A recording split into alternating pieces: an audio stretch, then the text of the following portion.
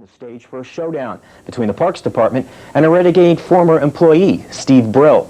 The self-styled tour guide has become famous for his unusual tours of city parks. Brill recently quit his job with the Parks Department and is now waging a one-man campaign to make his foraging trips through the parks legal. Community Line's Jackie Chingui takes a look at the colorful man, his tours, and the controversy. Here you can see the flowers. It's another one you want to use the magnifying glass with. And what you do is you can eat the leaves, or you can pull the seeds off. Here you go. They call him the wild man of Central Park. And on any given day, naturalist Steve Brill can be found demonstrating the culinary delights of wild fruit and plants to nature lovers. It's called linden. It has a calming effect on you. If you have a lot of stress and you're nervous, it's one of the best herb teas.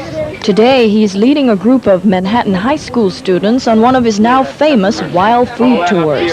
We go through the parks, we look for different plants. I tell you how to identify the plants, what they look like, smell like, feel like, which ones are safe and edible, which ones you'd best save for when your in-laws come over for dinner.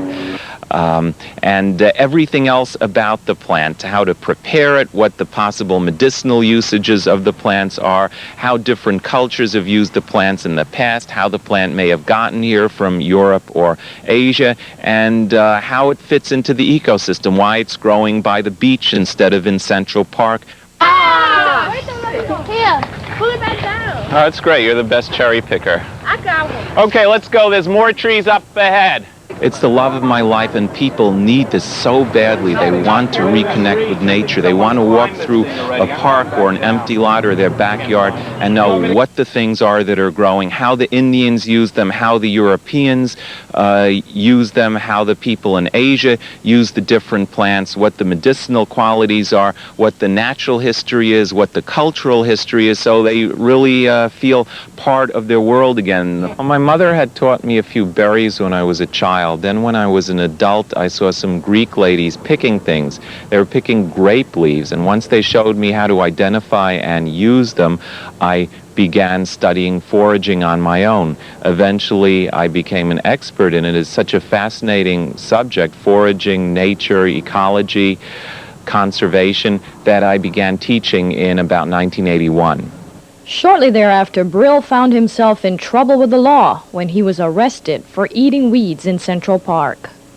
I had undercover agents on my tours, plants, so to speak. They paid me with marked bills, a man and a woman, pretended to be a happily married couple, and since they never kissed or held hands, I figured they'd been married for years.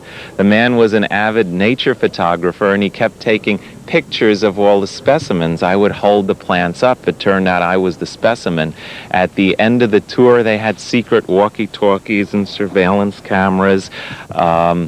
They radioed their Confederates. The entire Parks Enforcement Patrol surrounded our group. I was put in handcuffs lest I bop someone with a wild dandelion, and then I was searched just in case I had some bug spray to spray at them. They hauled me off to the police station where I was charged with criminal mischief. In a strange twist of fate, Steve Brill was later hired by the Parks Department to conduct edible tours of Central Park. That was 4 years ago. Most recently, the controversial figure was again thrust into the limelight when he abruptly quit his job with the Parks Department after a dispute with current Parks Commissioner Betsy Gotbaum.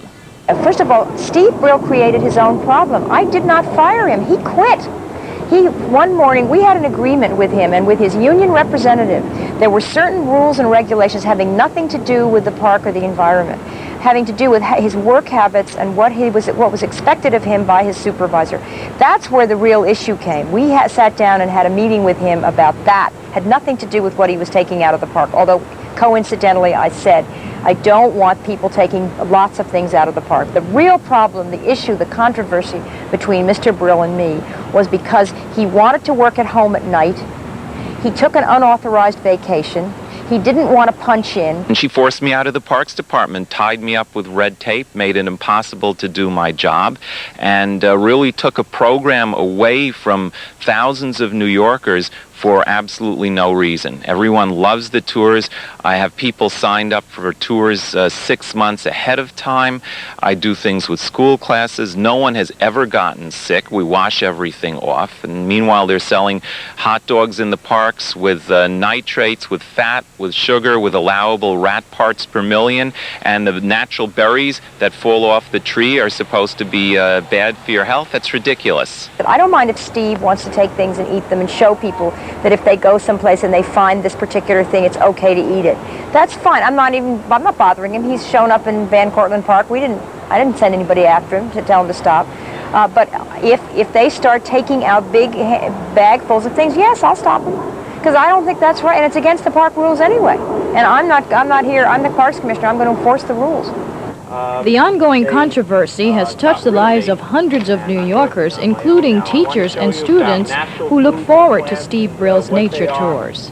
Really sorry that this whole negative situation developed, because I think I can speak for most teachers. We need to stimulate the students as much as possible, and the more personalities that you bring into a school program that are enthusiastic about what they're doing, the more the students see an example of somebody involved with their work, and the sincerity. Somewhere in all this controversy, one gets the distinct impression that the final chapter has yet to be written in the case of wildman Steve Brill versus the New York City Parks Department. In Central Park, I'm Jackie Chinqui reporting for Community Line. Thank you, Jackie. I'm less frightened. Only pick the dark black ones. Leave the rest for my next trip, and they should be up in there. Watch your step and see if there's any right ones. If there's only a few, just take one and leave some for the other people. Okay, Rod has one, because I want to come back here with other trips in the future. It's not right.